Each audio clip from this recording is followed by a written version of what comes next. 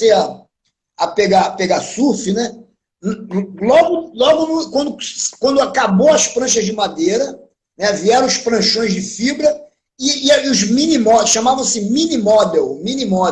Eu me lembro que minha avó tinha uma situação boa, ela me deu uma prancha mini model, que se eu não me engano foi o Ciro, um shaper que tinha na época, o Ciro, ele me comprou uma prancha até 650 alguma coisa, cruzeiro, cruzado, não sei o que, cruzeiro, eu acho. 650, zero.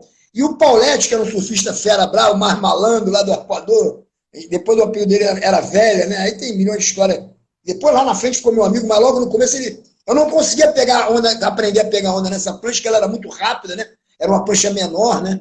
E aí eu comprei uma outra prancha, que era uma grande, um pranchão, que era uma prancha Aquários, né? Quem era das antigas vai lembrar dessa prancha, que prancha naquele tempo era troféu, né? Então era uma prancha Aquários do Paulette, que ali com aquela prancha eu comecei a ficar em pé na prancha, né? Então foi uma época de ouro, né? De ouro, mas a gente realmente não foi afetado, porque eu vi outro dia um programa, se eu não me engano, foi 70 e tal, né? E no final desse programa tem um senhor, né? Que eu não me lembro quem é. Eu acho que a minha rapaziada vai lembrar, minha memória não é tão boa, mas era um cara conhecido. E ele disse que tinha até um orgulho em dar volta na sociedade. O que era dar volta na sociedade? Enquanto todo mundo estava os militares tomando conta, né? Tinha algumas coisas acontecendo, né? A gente estava no mar pegando onda, a gente estava curtindo. Foi na época do old stock lá fora, dos Beatles, Rolling Stones, Jimi Hendrix, Janis Joplin, e aquelas bandas fantásticas que Led Zeppelin, né, cara? Então aqueles sons enlouquecedores que nem o Bocão outro dia eu vi ele falando, que eram orquestras, era uma arte, aquilo, uma coisa. E a gente viveu aquilo, Allman Brothers porra, sei lá, tanto som bom, cara, tanto música boa, e a gente descobrindo, né, cara, o mar, né, descobrindo o mar, um esporte novo, né, quer dizer, novo, já tinha sido antes na época da prancha de madeira, mas nós chegando com as pranchas, viajando o Brasil inteiro, né, cara, eu fui um dos primeiros aí, em 70 e pouco, na Praia do Silveira, Praia do Rosa, Praia da Guarda, eu tinha um filme. Quem filmou foi o Dado, irmão do Mac, mas eu acho que não se perdeu esse filme, né? Eu e o Petinho, menino do Rio, pegando a mesma onda na Guarda, mas no meio da Praia da Guarda, num dia nublado, né? A gente tinha muita palaguna, a gente ficava realmente em Imbituba. Em Imbituba tinham duas praias, né? A praia de Imbituba e a praia a Praia do Porto, se eu não me engano, tinha um negócio de carvão lá, uma mina de carvão. Pô, fazia a guerra de jogar carvão nos outros. Altas ondas, ali é que eu comecei a pegar onda bem. E depois Saquarema também, altas ondas em Saquarema. E a turma toda, garoto, assim, com 16, 17 anos, a ideia era ir para o Peru, né? E eu aos 18, 19, não me lembro, eu pulei essa etapa do Peru e consegui ir direto para o Havaí. Foi em 77 que eu fui para o Havaí. E fiquei pouco tempo até, porque naquela época, quando a gente saía do Brasil, a gente dizia que quem viajava e voltava rapidinho era filho de mamãe, né? E a gente queria ficar um ano. Eu não fiquei um ano, né? Fiquei só 3 meses, né? Tive minhas razões na época, mas 3 meses, né? Até hoje foi a viagem mais longa que eu já fiz na vida, mas naquela época era uma viagem curta, de playboy, né? Sair do Brasil para ficar apenas 3 meses. Então tem várias histórias, né? Com Paulo Proença lá no Havaí, tem muita história, peguei onda. Eu me lembro uma vez que eu vim em Sunset, peguei o azul de Sunset, mas estava pequeno. Mas eu estava chegando no Havaí, então eu estava querendo entrar dentro d'água. E realmente estava pequeno. E eu peguei aí, eu cheguei na beira da água, o Paulo Proença, que era um surfista fera braba, que quando ia para lá ficava um ano no Havaí. Ele falou: aí, Malibu, vai chegar no Rio, vai chegar no Brasil, vai dizer que pegou Sunset. Me sacaneando, né? Porque o mar estava bem pequeno nesse dia, mas peguei mar grande lá, peguei mar de 8, 10, né? Nunca fui de pegar onda mais de 12 pés, eu acho que já entrei no máximo no mar de 12 pés na minha vida. Quem pegava onda grande mais na minha época era o Renan Pitangui, o Rogério Broca, o Cauli mesmo, que era um surfista feríssima aqui no Brasil, ganhava todos os campeonatos, chegava lá, acima de 6 ele não entrava. O negócio dele era a onda menor aqui do Brasil mesmo. Minha onda realmente era bem diferente daqui das ondas do Brasil. Então, vivi isso aí tudo na época do militarismo, né, cara? E nem vi militarismo direito. Eu vi foram os militares na Praia do Arpoador, né, tomando conta, era um lugar que eu morava ali, né? Foi um lugar mágico, eu vi os surfistas descendo aquelas ondas lá da pedra do pontão do Arpoador. Então, eu posso dizer que vi o jiu-jitsu começando também para a gente da Zona Sul. Depois vi a Asa Delta começando também, muitos amigos. Vários movimentos, né, cara? Vários movimentos, o próprio Exatamente. jiu-jitsu, né, o voo livre, enfim, e movimentos de moda também no Rio começaram a surgir nessa época. Exatamente. Movimentos culturais de música e tudo mais surgiram nessa época também. Então, assim, foi uma época rica, né, de novos movimentos, né, e Muito que rica, marcaram muito rica. muito, principalmente o Rio de Janeiro, né? Porra, Rio de Janeiro hoje com a internet, cara, hoje a gente. Porra, quem não era da Zona Sul naquela época não tinha. As coisas não chegavam até o resto. O Rio de Janeiro mesmo era dividido, né, cara? Era dividido. Tinha o pessoal que não era da Zona Sul, filho de gente que viajava, que traziam as coisas, as revistas, as camisas, né? Eu usava uma camisa escrito Malibu, acabei virando Malibu, mas, porra, é porque a gente usava aquela roupa, era difícil de você conseguir uma. E a nossa cultura era do surf mesmo, né? Era o surfwear, né? Vamos dizer assim, o surfwear. Nossos ídolos eram os surfistas. E uma das coisas que mais me impressionou é um dia a gente tá brigando com os surfistas, com os nossos ídolos, né? A gente brigou. Eu me lembro de uma história uma história muito engraçada, lá em Bali, né, cara? Eu tinha um ídolo, né, que chamava Peter McCable, um cara que foi um dos primeiros a pegar onda lá em Uluwatu, na Indonésia. E eu nem conhecia a Indonésia só pela revista, eu via na revista, né? Ele era amigo do Gary Lopes, que era um surfista super fera, que parece que foi para eu acho que eles conheceram Bali, se eu não me engano, em 72, né? Eu só fui para Bali em 89, quer dizer, 89 eu fui com esse Bali, fiquei uns 8 anos indo para Bali direto, mas nessa época eu conheci esse Peter McCabe, um surfista do Brasil aqui do Leme, esqueci o nome dele agora, foi Malibu, aquele ali é o Peter McCabe. Eu falei, que isso, meu irmão? Aquele cara é o Peter McCabe, pô, sou fã daquele cara, me apresenta ele lá, né? Aí eu fui ser apresentado, ele não era grandão do jeito que eu imaginava, na revista, e eu tinha uma. Aí eu virei para ele e falei, pô, cadê o Peter McCabe, bicho? Eu sou seu fã. Falei para ele, pô, sou. E o meu inglês é de índio. Eu falei, ai, meu fã. Ai, meu fã. E o caramba, o cara não me deu bola. O cara não me deu bola. E aí eu falo, porra, eu me lembro uma foto sua, você dando uma virada numa foto em Uluwatu, uns 10, 12 pés, que é difícil dar 10, 12 pés em Uluwatu. Geralmente, quando está 10, 12, dá padam, que é menor, um pouco mais perfeito.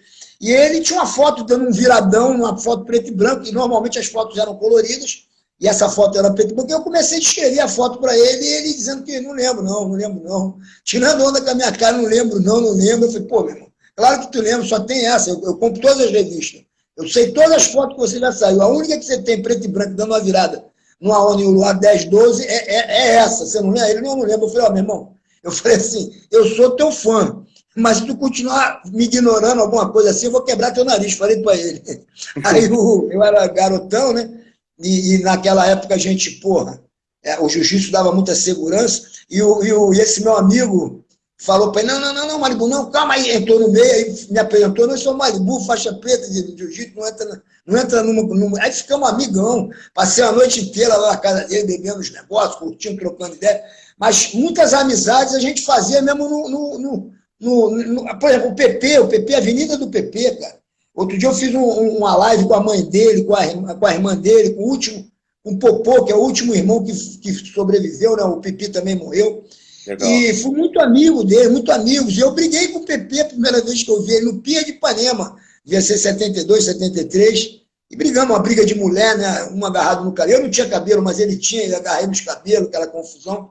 E virou meu irmão. Então, muitos amigos eu fiz, né, assim também, estranhando, né? E depois ficando amigo, né? E assim, são amigos, né, cara? Isso é até uma coisa que eu falo, né? Até tendo a honra de estar conversando com você aí, né? São amigos que são lendas, né? São pessoas pô, de certa maneira, até mundialmente conhecidos. Você falou aí do PP, Rickson, enfim. E são pessoas que foram realmente, né, amigos muito próximos, que você teve uma convivência. Então, voltando para essa questão dos movimentos, né, aqui no Rio, fortíssimos, né, aqui se espalhou, inclusive foi para o mundo, né? Então, porra, acho que o jiu-jitsu, né, então, que hoje eu acho que talvez um produto de exportação brasileiro, né, e que teve essa raiz, né, aqui no Rio de Janeiro muito forte, né? Falando do você falou dos amigos que ficaram. Pô, o Renan Pitangui era respeitadão no Avaí.